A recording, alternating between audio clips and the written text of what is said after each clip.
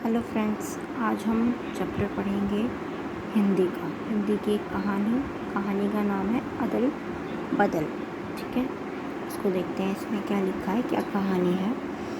होली की सुहावनी शाम थी। बच्चे मोहल्ले के बीच में लगे नीम के पेड़ के नीचे इकट्ठे हुए थे। वे एक दूसरे पर धूल उड़ा रही थी और खेल रही थे। इतने में वहाँ अमृत और इसब आ पहुँचे। उन्होंने एक दूसरे के कंधे पर हाथ रखा हुआ था। दोनों ने एक जैसे नए कपड़े पहने थे। वे दोनों एक ही स्कूल की एक ही कक्षा में पढ़ते थे। दोनों के घर भी आमने सामने थे। अमृत और इसब के माँ बाप का व्यवसाय भी एक ही था, खेती का। दोनों की स्थिति भी एक समान थी।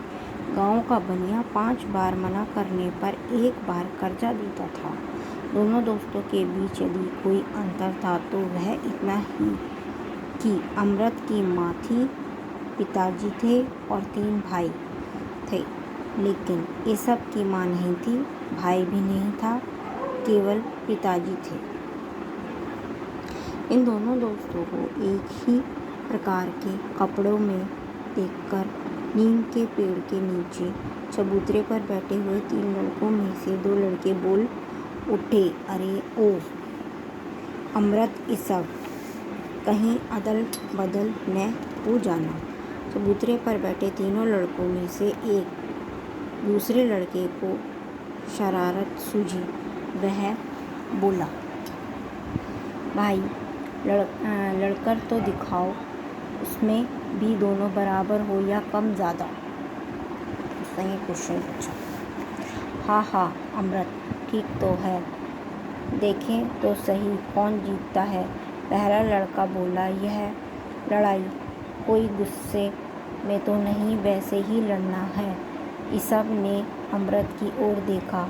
अमृत बोला, ना भाई ना, मेरी माँ मुझे मार डालेगी। अमृत का भय ठीक ही था। घर से निकलते समय माँ ने चेतावनी दी कि देखो, यदि जिद करके नए कपड़े पहनवाए हैं, अब कहीं फाड़े या गंदे किए तो फिर देख लेना।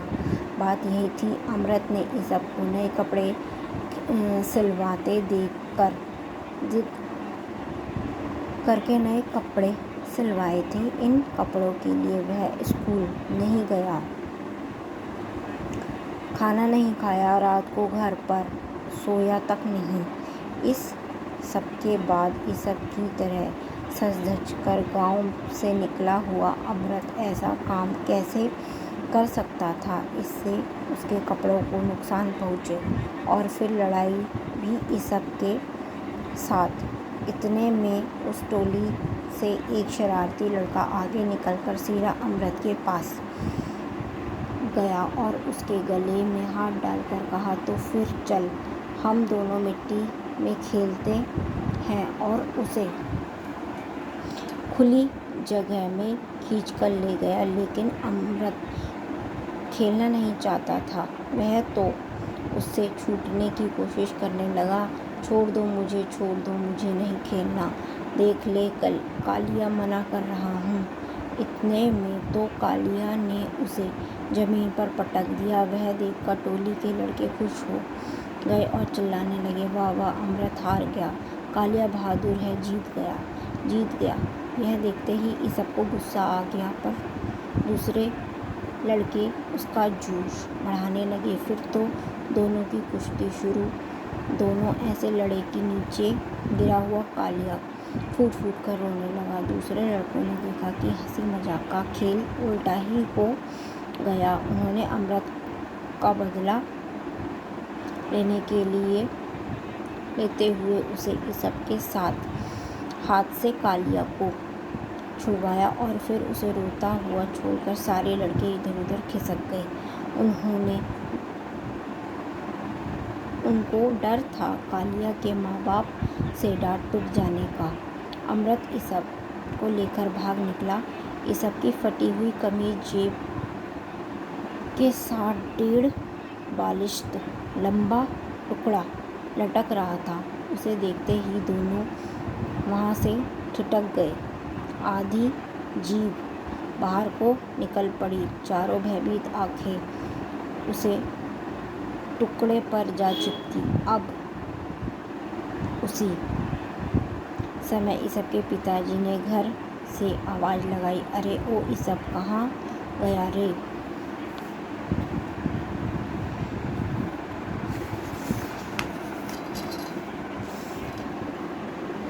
दोनों लड़कों की धड़कनें मानो बोल रही थीं कि अब मारे गए। दोनों को निश्चित रूप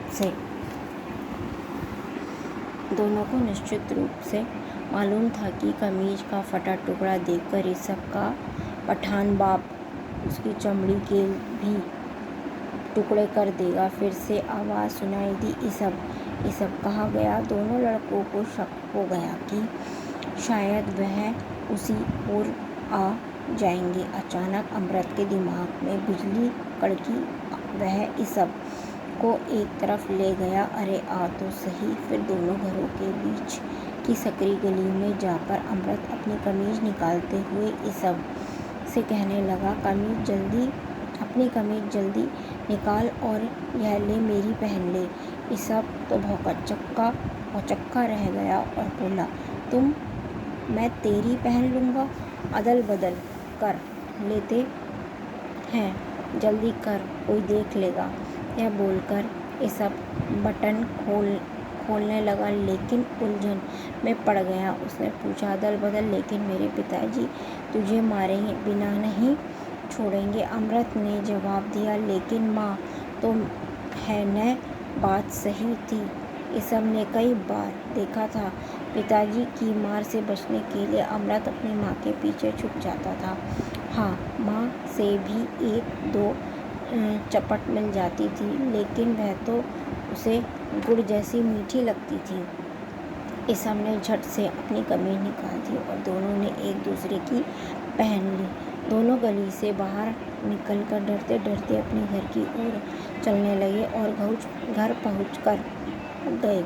दोनों का दिल डर के मारे जोर जोर से धड़कने लगा। पर त्योहार का दिन था, होली की चहल पहल। अमृत की माँ ने थोड़ा सा गुस्सा दिखाकर माफ़ कर दिया। सुई धागा लेकर कमीज के फटे हुए उस हिस्से को सिल भी दिया। इसके साथ ही दोनों बच्चों का वह डर और संकोच दूर हो गया। दोनों के दिलों में अपूर्व आनंद था। इतने में किसी रहस्य वाले लड़के ने इनके आनंद को उड़ा दिया। आँख मिचकाते हुए बोला, क्यों अदल बदल? अब तो सभी लड़के उन्हें चिढ़ाने लगे। अरे क्या रे अदल बदल? सारा भंडा फूट जाने के डर से दोनों होली के स्थान से घर लौट आए। आंगन में चारपाई बिछाकर ईसब के पिता की हुक्का पी रहे थे। उन्होंने दोनों बच्चों को अपने पास बुलाया और पूछा, यूँ अलग अलग क्यों घूम रहे हो? आओ यहाँ बैठो। पिताजी की इतनी मीठी आवाज़ सुनकर दोनों काँप उठे। दोनों को लगा कि पिताजी को सही बात मालूम हो गई है, लेकिन इसलिए इतना स्नेह दिखा रहे हैं। इतने में पठान बाप उठा और 10 साल के अमृत को उठा लिया। फिर आवाज़ दी, अरे भाभी, आज से तुम्हारा अमृत मेरा है। भाभी हंसते हुए आई और बोली, हसन भैया, एक बेटा तो तुमसे संभलता नहीं, लेकिन आज से 21 भी हो तो संभाल लूँगा। पठान का गला भर आया। बहाली को आश्चर्य हुआ। गला साफ करके पठान ने बताया कि उसने दोनों बच्चों को गली में जाते हुए देखा था। वहाँ इन दोनों ने क्या किया और अमृत का दिया हुआ जवाब बताया कि मेरी माँ तो माँ है न। बताते हुए पठान की आंखें भर आई। उसने कहा, सच कहता हूँ, इसकी बात ने मेरा दिल साफ कर डाला, मेरा दिमाग ठिकाने पर लगा दिया। इसने ईसब को प्यार से गले लगा लिया और उसकी पीठ दुलारते हुए बोला, अब तुम्हें कभी अपनी माँ का अभाव महसूस नहीं होगा। सभी इन बच्चों का परस्पर प्रेम देखकर दंग रह गए। इतने में होली जलाकर लौटते हुए बच्चों ने अमृत ईसब को देखा और छेड़ना शुरू कर दिया। अदल बदल भाई अदल बदल। अब अमृत और ईसब खुश हुए और मुखिया ने इनके नाम की ऐसे घोषणा की मानो नए नाम का खिताब दे रहा हो। आज से अमृत का नाम अदल और ईसब का नाम बदल रखा जाए। गांव के सारे बच्चे खुश हो गए और आवाज़ गूंज उठी, अदल बदल भाई अदल बदल। ये थी आज की कहानी। आपको कैसी लगी आप कमेंट बॉक्स में बताइएगा। Thank you.